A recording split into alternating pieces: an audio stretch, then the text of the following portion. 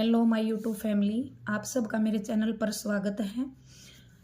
हमने पढ़ा था अब तक भाषा परिचय के बारे में और आज हम पढ़ेंगे वर्ण विचार के बारे में।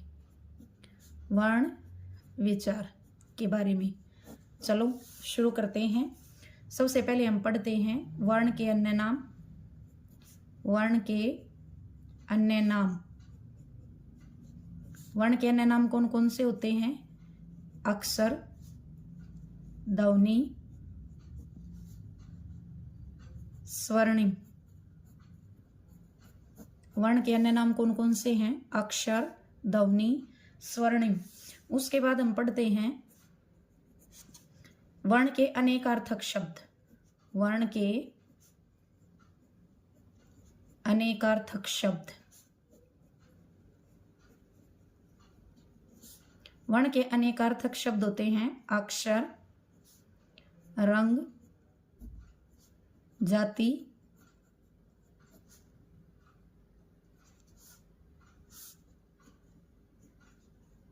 ब्राह्मण आदि चार वर्ण।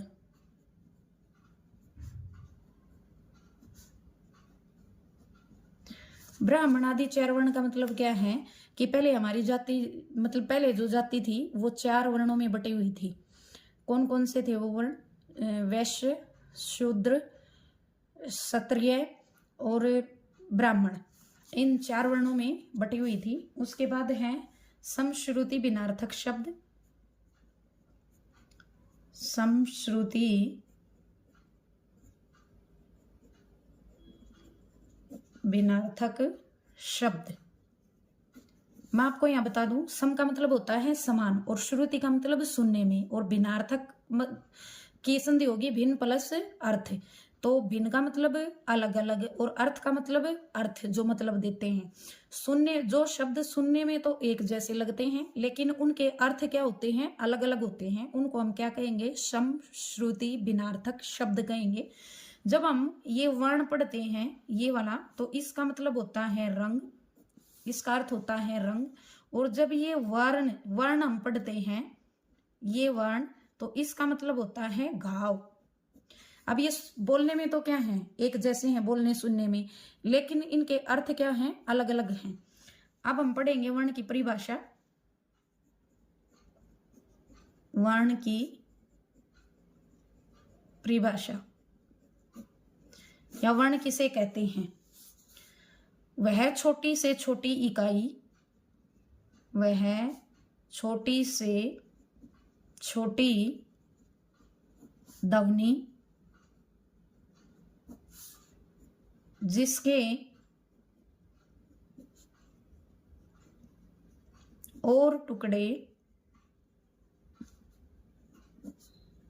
नहीं किए जा सकते,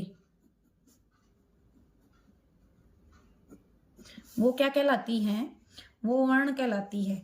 वह छोटी से छोटी ध्वनि जिसके और टुकड़े नहीं किए जा सकते। और टुकड़े का मतलब जैसे वर्ण क्या है? ए भी क्या है? एक वर्ण है। ऊ भी क्या है? एक वर्ण है। अब क है, क भी क्या है? एक वर्ण है। और च भी क्या है? वर्ण है। अब हम ए और ऊ के तो टुकड़े नहीं कर सकते, लेकिन क है, क के हम टुकड़े कर सकते हैं। कैसे करेंगे? क हलंत प्लस ए, क्योंकि हर व्यंजन के अंदर ए स्वर का मिलान होता है। तो इस और का मतलब क्या है कि इससे अधिक जो है इनके क्या नहीं किए जा सकते? टुकड़े नहीं किए जा सकते। तो वह छोटी से छोटी ध्वनि जिसके और टुकड़े नहीं किए जा सकते वो क्या कहलाती है? वो वर्ण कहलाती है। अब एक दो छोटी छोटी बातें मैं वर्ण के बारे में बता दूं आपको। वर्ण ध्वनि का लिखित रूप है। वर्ण ध्वनि का लिखित रूप है। क्या है? ध्वनि का लिखित रूप है। दूसरे हैं वर्णों के सार्थक मेल से शब्द बनते हैं। वर्णों के सार्थक मेल से शब्द बनते हैं। वर्णों के सार्थक मेल से क्या बनते हैं? शब्द बनते हैं। उसके बाद आती है वर्णमाला। उसके बाद क्या आता है वर्णमाला। वर्णों के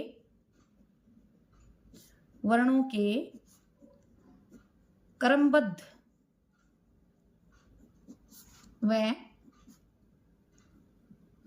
व्यवस्थित समूह को वर्णमाला कहते हैं। किसे कहेंगे? वर्णों के क्रमबद्ध। क्रमबद्ध का मतलब होता है क्रमानुसार रखना, जैसे ए के बाद आ, ई, ऊ, इस तरह से क्रमबद्ध रखना और उनको व्यवस्थित रखना। तो वर्णमाला क्या है? वर्णों के क्रमबद्ध व व्यवस्थित समूह को हम क्या कहेंगे? वर्णमाला कहेंगे। उसके बाद आता है हिंदी की वर्णमाला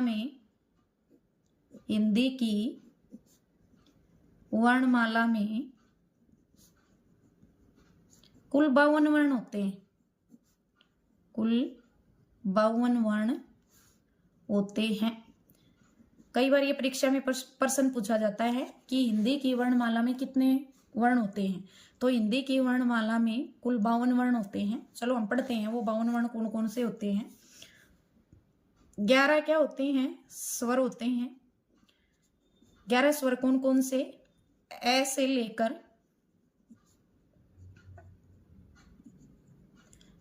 लेकर औ तक। स्वरों की संख्या कितनी है? 11 है। उसके बाद 33 व्यंजन होते हैं। ये 33 व्यंजन कैसे है तक 33 व्यंजन कौन कौन से होते हैं? क से लेकर है तक। उसके बाद 4 संयुक्त व्यंजन होते हैं।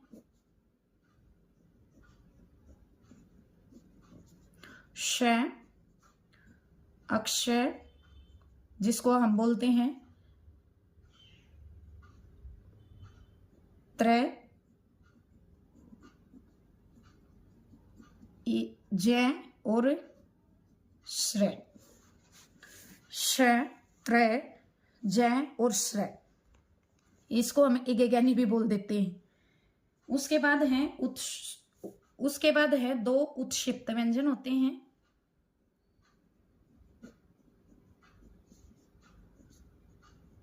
ढ और ढ।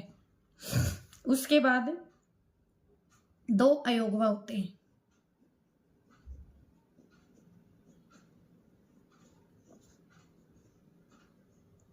अंग और अह। इस तरह से हमारी हिंदी की वर्णमाला में कुल वर्णों की संख्या कितनी हो जाएगी? 52 हो जाएगी। आपको मेरी वीडियो पसंद आई हो तो इसे लाइक करें, शेयर करें, सब्सक्राइब करें। धन्यवाद।